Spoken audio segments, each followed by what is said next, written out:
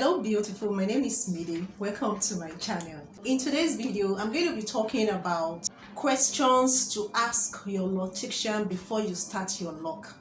In case you intend to use a loctician to start your lock, there are some questions that you should try as much as possible to ask so that there will be no regret at the end of the day, and then you'll be crystal clear of what you are going to get yourself involved with. Okay, because lock is a permanent style. It's your hair, it is part of you, and it's a long time commitment. So of course you would need to know certain things. Even if you have made your research initially, you still need confirmation from a loctician before you patronize that particular loctician or any other one. All right. Number one question involves money and pricing. You shouldn't be shy to ask your loctician the amount of money that is expected of you to start with or to set aside as time goes on after the installation of your locks. And in this regard, there are three categories of prices that you need to know about. The first one is consultation prices. Consultation prices could be paid or unpaid, so you need to ask your loctician how much is going to cost you for the consultation. It is possible that the loctician will decide to get paid for the consultation or not get paid if it is established that you are going to start your starter lock with him or her. Then the second category of prices is the starter lock prices. This is basically the length of your hair, the method that you are going to start your lock with, and whether you are going to use lock extension or not. You should know whichever method that you start with, you should know how much it's going to cost you. The money is coming from your pocket, so you have the right to know if you can afford it or not, or if you are ready for it or not. Okay, it could be something that you need to put into consideration and set aside your money before you start. The initial payment is usually high for some method of starter lock, while some is actually very low. Okay, so you need to know that is important. There's also the retwist and maintenance pricing. This is your subsequent retie of the root of your lock. If at the end of the day you are not going to be retwisting your hair yourself or interlocking it yourself, and if you are not going to be maintaining your lock yourself, then it is required of you to establish a routine as to when you will be doing your maintenance and your retie and interlocking after the initial installation. You should know the price. You should know the cost of the maintenance and the cost of the retwist before you start. Another thing you should put into consideration is the regional location of the loctician. It could be an eyebrow area. It could be an area where the physical space is expensive, and so your loctician is going to charge you. Okay, so you put that into consideration as well. Then the second question should be, how long does my hair need to be before I start? Some we expect between 2 to 6 inches length of hair. It could vary depending on the method that you want to start with. So you need to ask the loctician, how long does your hair need to be, especially if you are sporting a short hair at that particular time. Then the next question is, it is expected of you to have made some inquiries, research on locks before you make up your mind that you are going to start lock. Okay, and so when you meet the loctician that you will be using, then you will need to ask if there's going to be a consultation. An established and experienced loctician will expect that you do a consultation before you start your lock. Consultation price is different from starter lock pricing, and consultation is basically a way to gather enough information before you start your lock. The next question is, what method do I need to start my lock with? Okay, in this case you might like have a particular method in mind before you meet your loctician, but it is advisable that you ask these questions so that you and your loctician can have a discussion where he or she will be able to know your habits, your lifestyle, and your profession.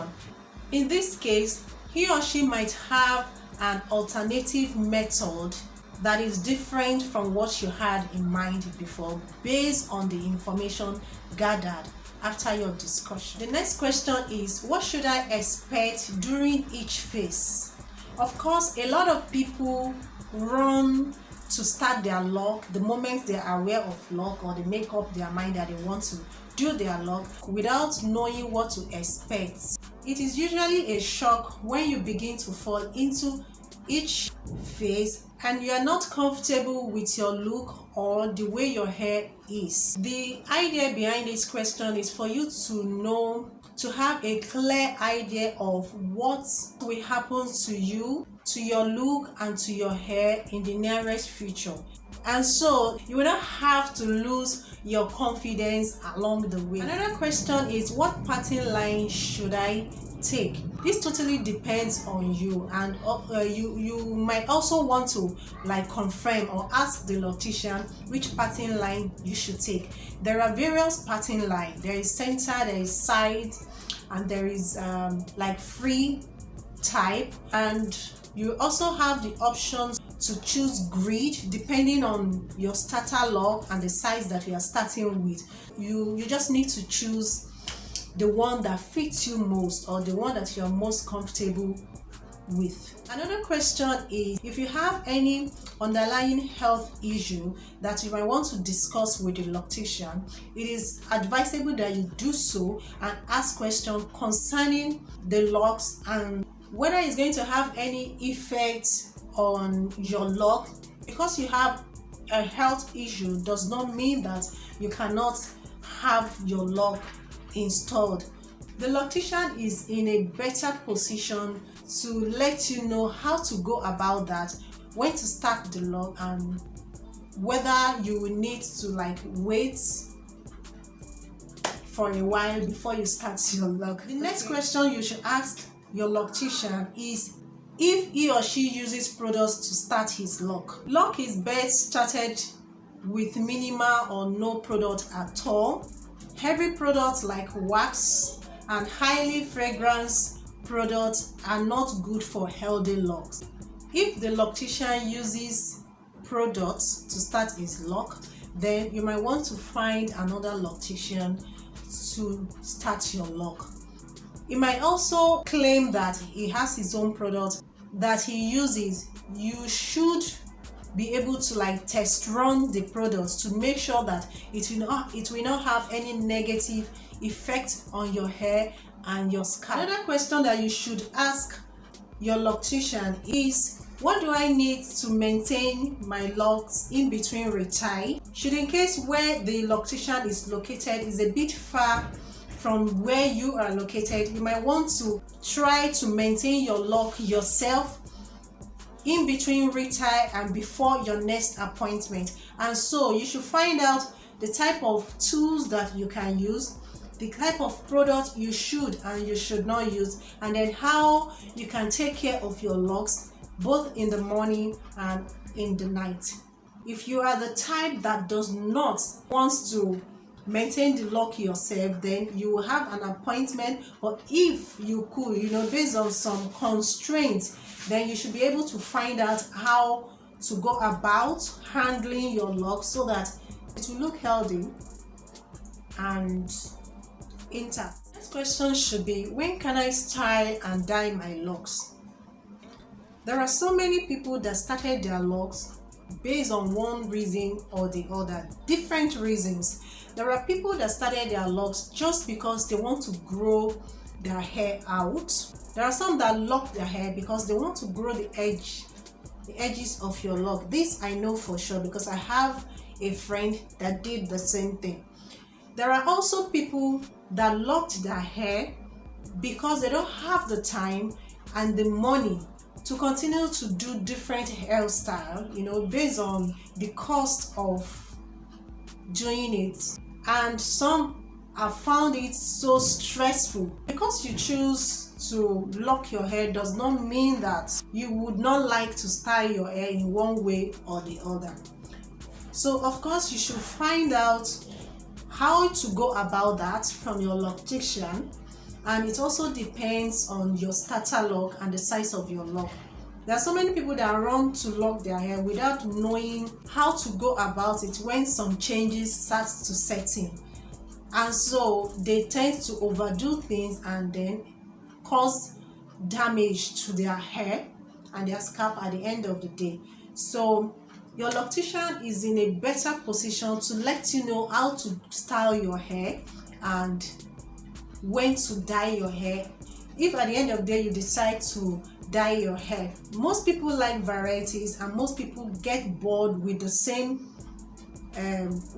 color of hair all year round, and so they opt to dye their hair to a different shade or to just tint it to a different color. Like someone like me, I love to tint my hair, I love to color my hair, and lock is not something that you can just, you know, dye or color as you like. It is different from loose natural, and the way you are going to dye it is going to be different from loose natural hair.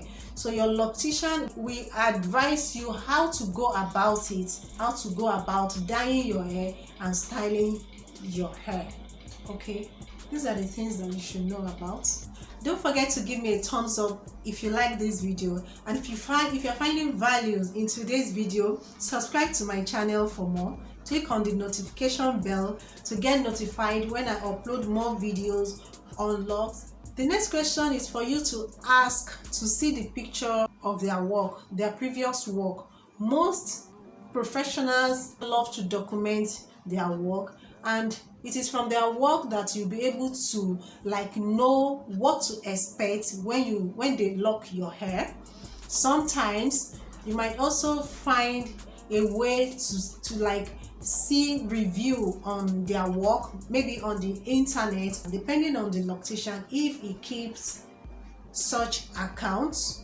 Okay, so that will be all for now. I just happened to meet a friend of mine that, you know, patronized a loctician, and I wanted to know, you know, how to go about it. So based on the information I got and my research, I decided to come and share it with you. So thank you guys for tuning in. I hope you picked one or two things from today's video. Stay beautiful, stay blessed, and I'll see you in my next video. Bye bye.